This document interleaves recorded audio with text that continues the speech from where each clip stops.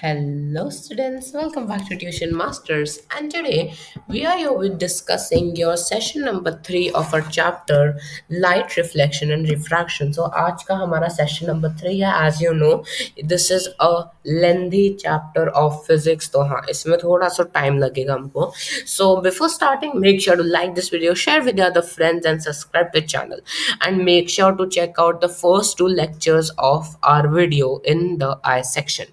So आज के session में हम लोग हमारा new topic of refraction start करने वाले हैं.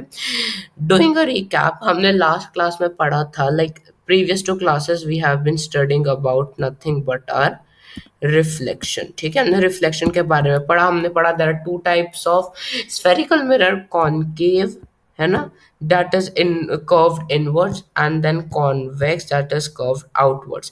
Mirror के बारे में पढ़ा था, isn't it? Why I'm emphasizing on mirror, I'll tell you now.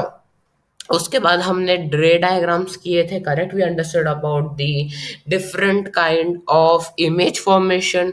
Then we studied the mirror formula in the last class, that is 1/v plus 1/u gives us 1/f, isn't it? This law we studied, that is the mirror formula, isn't it? We studied this. Then we studied about the magnification, that is height of the image divided by height of the object, isn't it? So हमने numericals भी किए थे. आज के session में हम start करने वाले हैं द टॉपिक ऑफ रिफ्रैक्शन. अब जब हम बोलते हैं रिफ्रैक्शन, हम लोग मिरर की बात नहीं करेंगे अभी.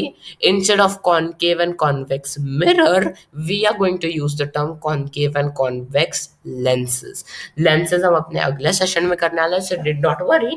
बट टुडे हम लोग पूरा रिफ्रैक्शन एंड रिफ्रैक्टिव इंडेक्स के बारे में डिस्कशन करने वाले हैं. So let us start by what is refraction. Now let us take a case of apparent displacement of a pencil. You can see this diagram, right? क्या होता है, if you just a very simple activity, you can also do take a cup of water, okay, and put a pencil in it. If you put a pencil, you'll see that it looks like bent. ऐसा लगता है कि वो pencil टूट गई है, bend हो गई है. How is that happening? Okay, that is a basic example of refraction.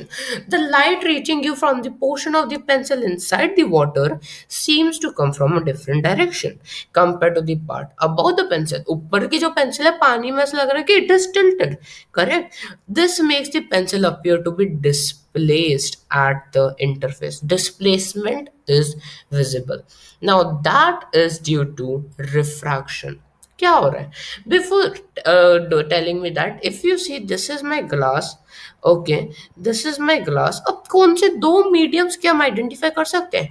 एक medium is the air and second medium is the water, isn't it?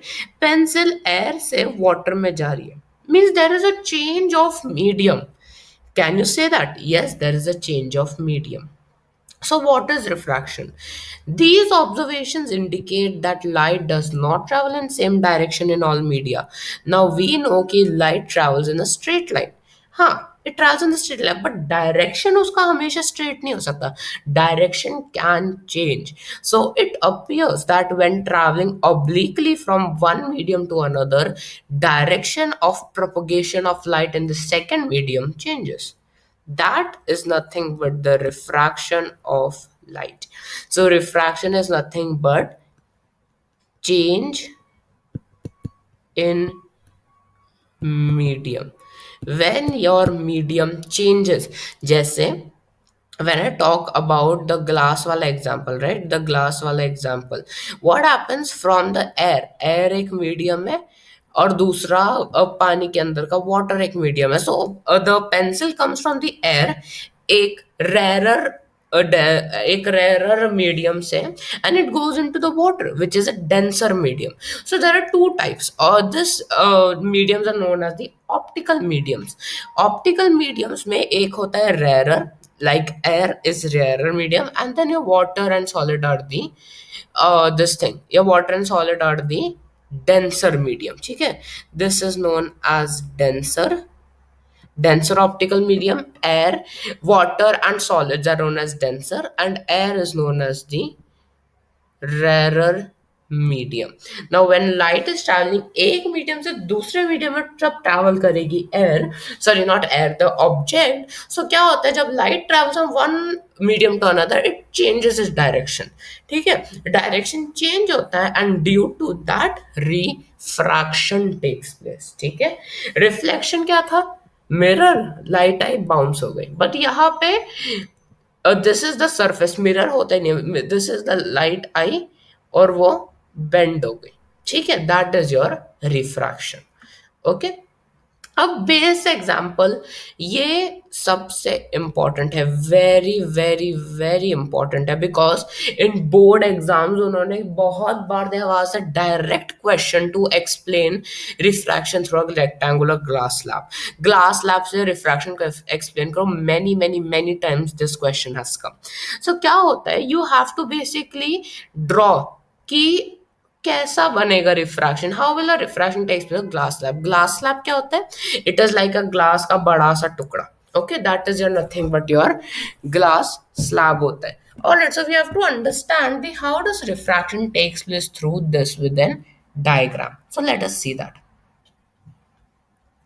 So before showing you direct आपके NCERT का diagram, what I want to do is that, अभी exam में तो आपको direct diagram आएगा नहीं, so I want to tell you कि आपको डायग्राम बनाना कैसे होता है। Okay, how you have to make the diagram. ठीक है, तो पहले एक रेक्टेंगल ड्रॉ करना है। ठीक है, once you have made a rectangle, now what you have to do first, क्या होता है एक नॉर्मल सा आइडिया, जब भी हम आएंगे तो first there will be incident ray, isn't it, एक इंसिडेंट रे होगी, isn't it? Simple concept, incident ray है। ठीक है, अब द मीडियम आउट, मीडियम बाहर क्या है, इट इज एयर, मीडियम अंदर क्या है, इट इज ग्लास।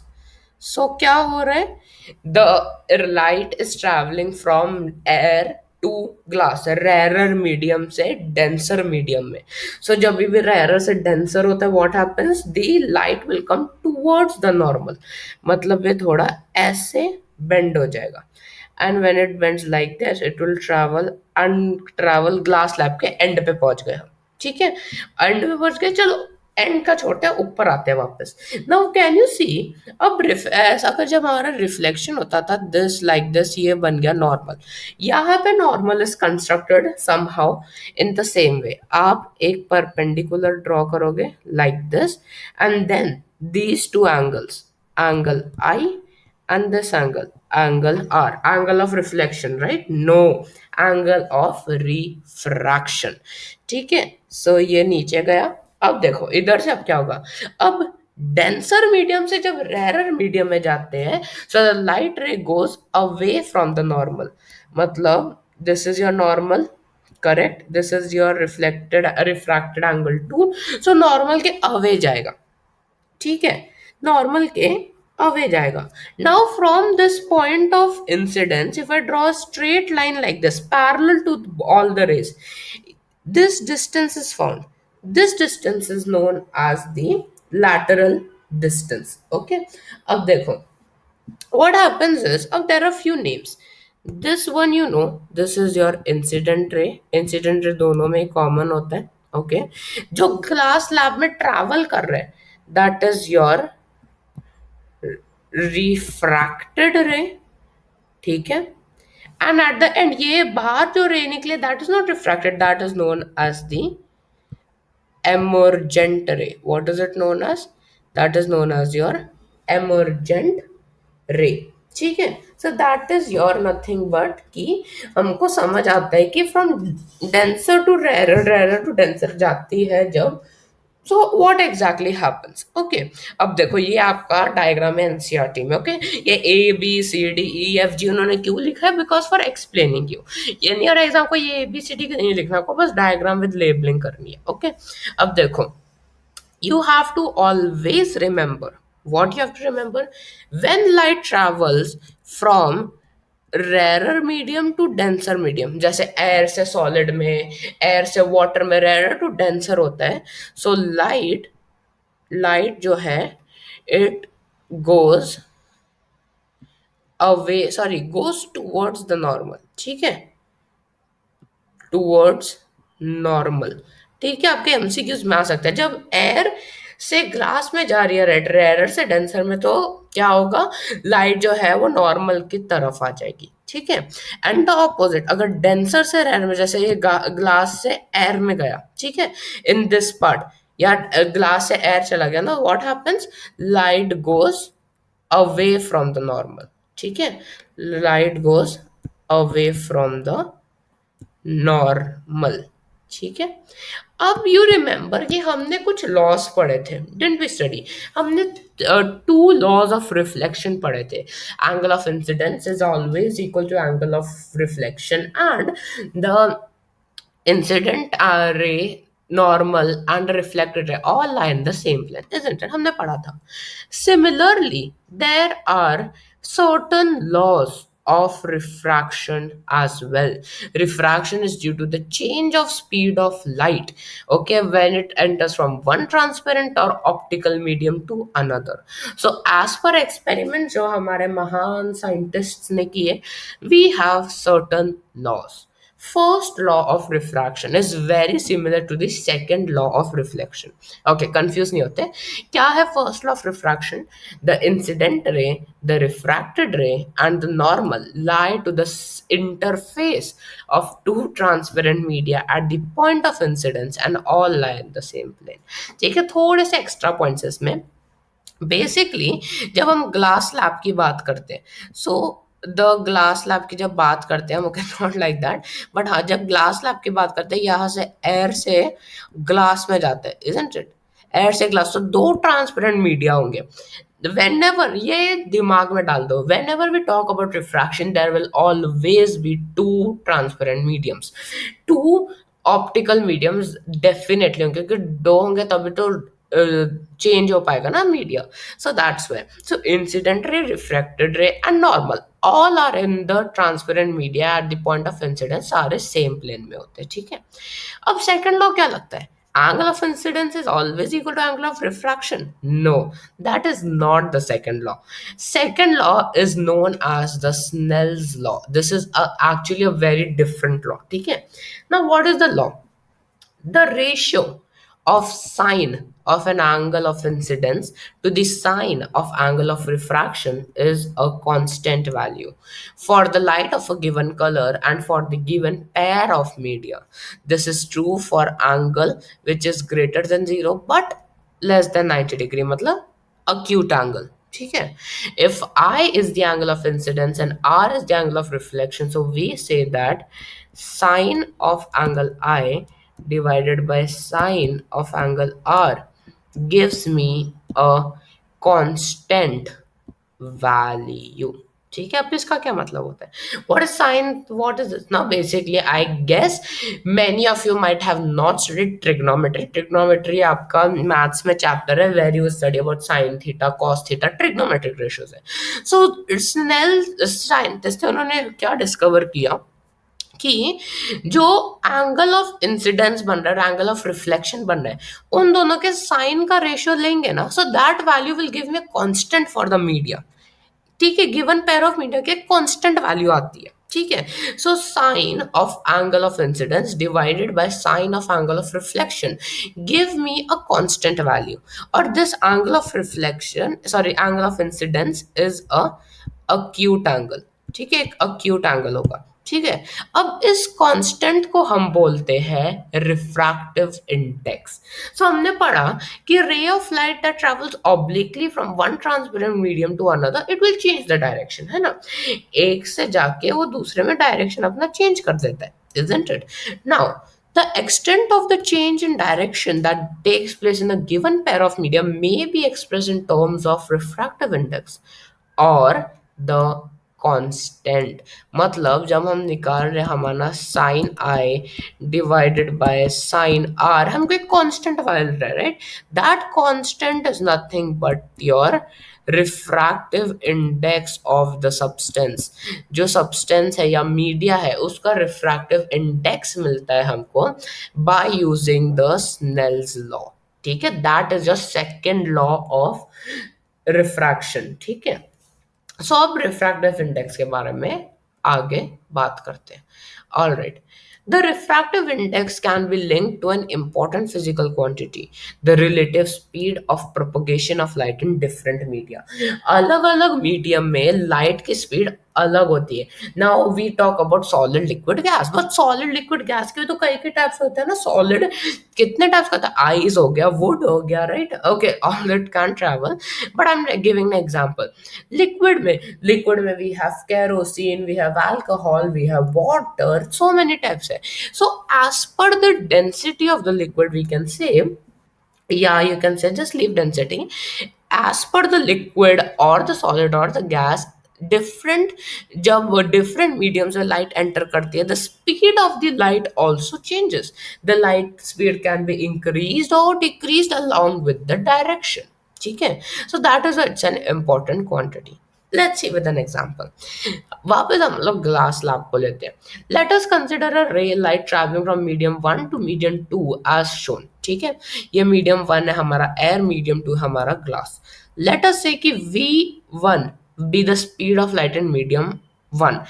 एयर में speed of light is V1, ठीक है, और ग्लास में, लेट्स से ग्लास में हमारी speed of light is V2। ठीक है, एयर में V1 है स्पीड, ग्लास में V2 है। Alright, now refractive index of medium 2 with respect to medium 1 क्या होता है? Ratio of speed of light in medium 1 and speed of light in medium 2, है ना। मतलब अगर हमको रिफ्रैक्टिव इंडेक्स ढूंढना है, so can we find out by with respect to the light. So हमने क्या पढ़ा, V1 एयर में और V2 इन द ग्लास है। Can that give me the refractive index? ठीक है, so this is usually represented by the symbol N21। 21 क्या है? 2 is the second medium, 1 is the first medium, है ना। So can I say that V1 by V2 speed of light when I divided between both the thing, can that give me the refractive index? Yes, that can give me. So basically we can say that we can represent it in the form of a equation, that is N21 is equals to speed of light, speed of light in M1, I will write M1 is medium 1 divided by speed of light in medium 2। Okay, that is nothing but V1 by V2। यहाँ पे कितनी speed है और जब वो glass slab में enter की कितनी स्पीड है, that gives me the refractive index. Similarly by the same argument, refracted index of medium 1 with respect to medium 2 कितना होगा? अगर हमको रिफ्रैक्टिव में ढूंढनी है एयर की with respect to medium 2, है ना, मीडियम 2 से कंपैरिजन में मीडियम 1 की क्या होगा, उसका उल्टा V2 by V1, मतलब speed of light in glass divided by speed of light in air. अगर हमको मीडियम 2 की ढूंढनी है with comparison, so we will find with this one. ठीक है, और अगर हमको मीडियम 1 की ढूंढनी है, so we will do it with V2 by V1। That gives us N12 because हम 1 का फाइंड आउट करना चाहते हैं, मीडियम 1 का। All right, so that gives us the refractive index। So if medium 1 is vacuum or air, then the refractive index of medium 2 is considered with respect to vacuum। Thus, this is called as the absolute refractive index of the medium। जैसे अगर हम यहाँ पे medium हमारा air है या vacuum है, so what do we do? Refractive index दूसरे का कितना होगा? We will consider it with respect to the substance। या जैसे यहाँ पे एयर है, so that is known as the absolute refractive index। हम इसको रिप्रेजेंट करते हैं by N2। ठीक है, we represented by N2। so as it's represented by N2, and अगर हम बोले C is the speed of light in air and V is the speed of light in the medium, so the refractive index of the medium is Nm। ठीक है, so that means Nm जो है हमारा refractive index है। Nm is the refractive index, that is nothing but speed of light कहाँ पे, with respect to air। ठीक है, इन एयर या तो vacuum, anything, let's say air over here, that will be divided by speed of light in any medium. ठीक है, medium change होगा, ठीक है, in any medium, that gives us c by v. So that means short में हम लिख सकते हैं refractive index is nothing but the speed of light in in any बाय द स्पीड ऑफ लाइट वी इन एनी मीडियम, that gives you the formula of refractive index. So अब ये देखो, the absolute refractive index जो होता है that is nothing but simple, हम उसको refractive index ही कहते हैं, right? So हर medium का अलग अलग होता है, right? अब देखो यहाँ पे इफ यू सी हमारे वाटर का कितना रिफ्रैक्टिव इंडेक्स 1.33, ठीक है, क्या मतलब है उसका, ठीक है, I will do one more question with you like this. 1.33 है वाटर का, तो क्या वाटर में 1.33 स्पीड है? नहीं। The thing is when I say that for water the n डब्ल्यू फॉर वाटर, एन एम मतलब एन एम, ये जो एम होता है that stands for the medium, है ना। सो वाटर के लिए हम लिख सकते हैं एन डब्ल्यू, है ना। सो एन डब्ल्यू हमारा क्या, 1.33 इन वाटर, मतलब we can say that the ratio of speed of light in air and the speed of light in water is equal to 1.33। हम हमेशा एयर को एक कॉमन मानेंगे, so with respect to air water का जो refractive index है that is 1.33, ठीक है। सिमिलरली आप क्राउन ग्लास का देखो, दैट इज 1.52, है ना। सो दिस ये डेटा आपको, this is useful in many places but as such आपको इतना याद करने की जरूरत नहीं है। मेन सबसे जैसे eyes, air, water, alcohol, kerosene, ये सब याद करना इंपॉर्टेंट होता है, okay.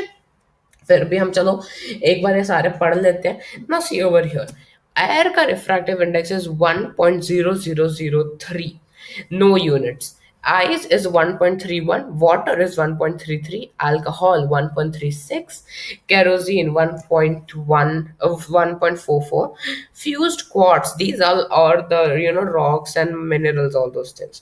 A refractive index is 1.46, turpentine oil 1.47, benzene 1.50, crown glass 1.52, Canada balsam 1.53, rock salt is 1.54, carbon disulfide 1.63, dense flint glass 1.67, ruby 1.71, sapphire 1.77, and diamond 2.42. Diamond has the highest refractive index, ठीक है।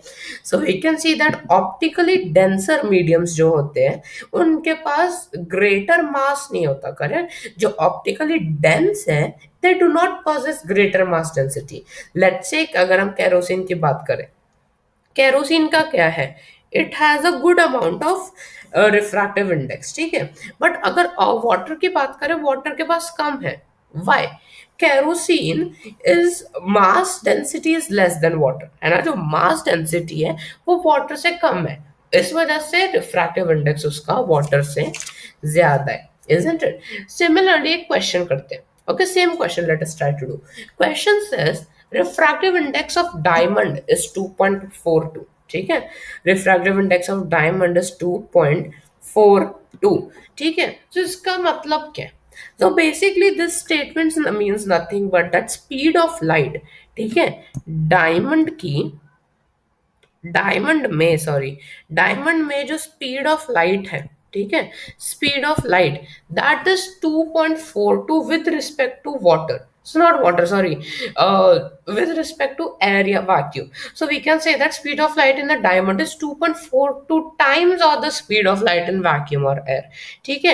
the speed of light in the diamond will reduce by a factor as compared to its speed in air, ठीक है। Air के comparison में we do write c by v, sorry ये v होगा ना, हाँ वी है, हाँ। डायमंड में जो स्पीड ऑफ लाइट है डिवाइडेड बाय एयर, वो उसकी वैल्यू है 2.42, that is your refractive index. All right, so with this students we have successfully completed with our today's session. Thank you so much for watching. आज के session में हमने glass slab में refraction कैसे चलता है and refraction the thing with the change in medium, and we studied about the refractive index. So thank you so much for watching. I'll be seeing in the next session where we'll discuss about the tough part of the chapter of the spherical lenses. So make sure to watch that, make sure to like this video, share with the other friends, and subscribe to channel right away. I'll be seeing you guys in our upcoming videos. Till then, take care and goodbye.